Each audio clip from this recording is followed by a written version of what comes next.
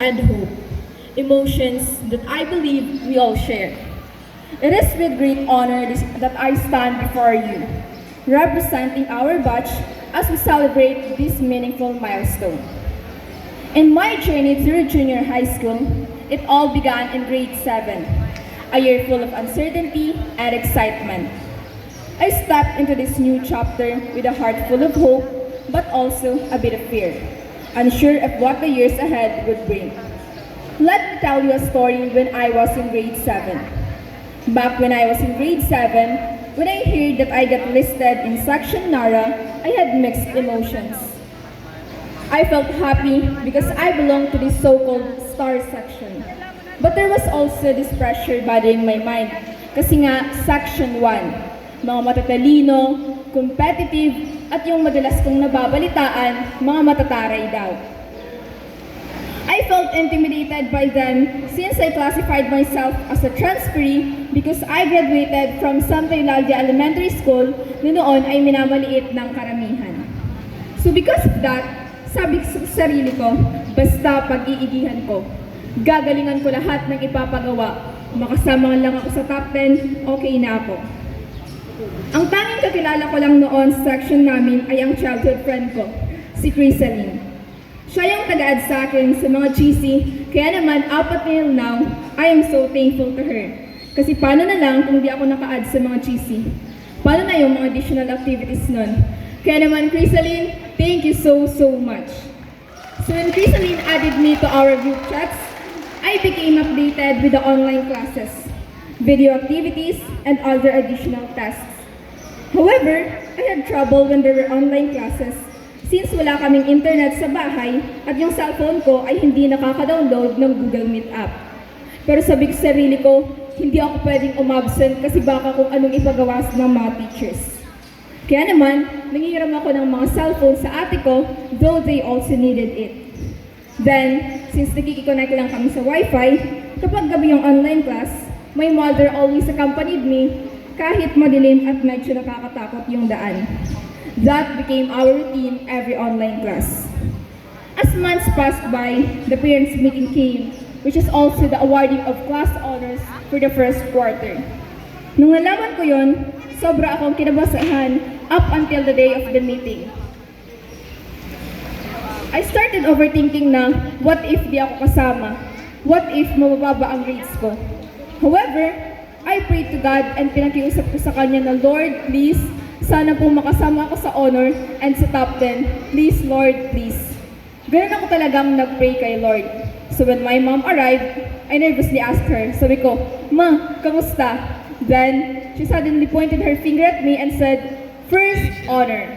I was shocked and felt so happy at the same time. I jumped many times and even slapped my face to wake myself up in case I was dreaming. When I opened my messenger, some of my classmates congratulated me. Then doon na nagsimula ang lahat. One day, Allison messaged me if I wanted to team up with her in this so-called math TikTok competition together with Crisaline. I told my older sister about it and I told her that I didn't want to join since I am not a dancer. But she said, go na kay, di magparay luya-luya. Basta sabihin mo, tuturuan ka. So I did what she said. I agreed with Allison, and since the dance competition must be composed of at least 5 members, Allison recruited Briggs and Timmy, kaya nabuo ang Dazzling Star. This squad became my first friend in my high school years. During our practice, Mom Anchi asked me if I could be her bow contestant. So having my hard-earned confidence, I accepted the challenge. That's when I realized and keep in my mind that Mom Anchi is my first high school teacher who believed in my skills. Because of that, I reviewed myself thoroughly and won 3rd place in the division level. After that, I received a lot of opportunities to participate in different contests like journalism, Technolympics, GSP, and other events. However, balancing my academics with extracurricular activities was not easy. But luckily, I have my circle of friends who are always there to help me.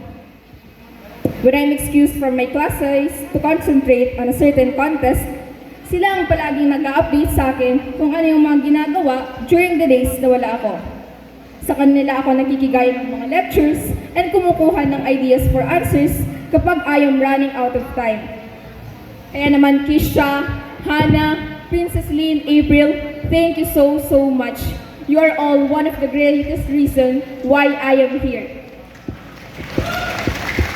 My journey towards this was not as stable as you might have expected. Di porket ako yung top 1, hindi ibig sabihin na ako palagi yung mataas. I remember during our pre-test in this one subject, which I got 15 over 50, the lowest in our class. Bigla ko na lang yun iniyakan out of nowhere kahit pre-test lang.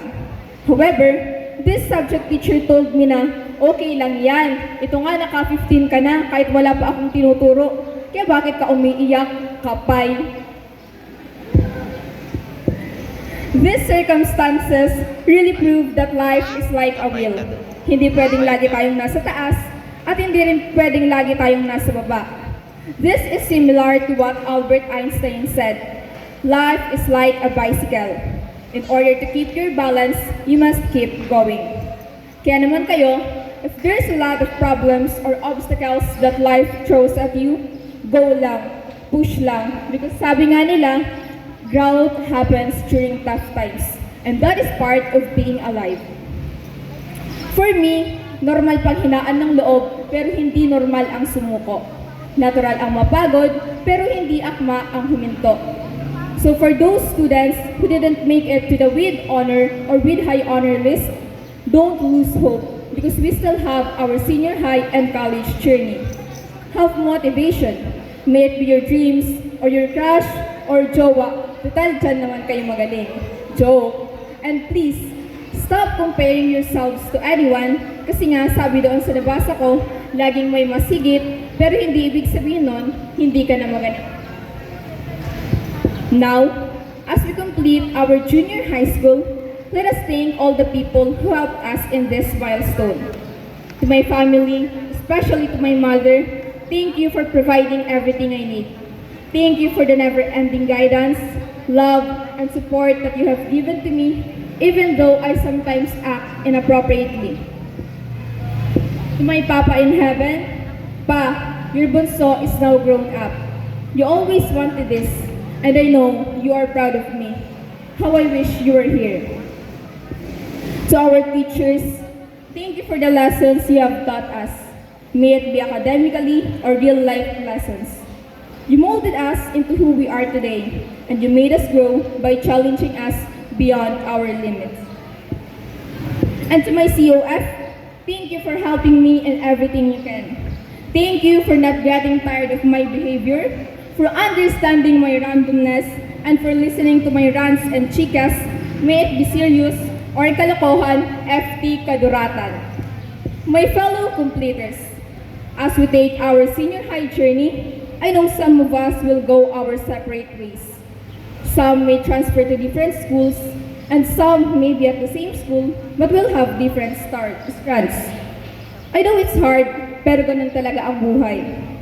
Cherish every moment of your life, and never forget those people who made you complete. Good luck, and keep chasing your dreams, because you will get there when the time is right. Just remember this favorite quotation of mine. Always do your best, and God will do the rest. Thank you and congratulations. Thank you, Michelle, for that very inspiring valedictory address. Your words truly reflect the dedication and perseverance of all our completers. Let us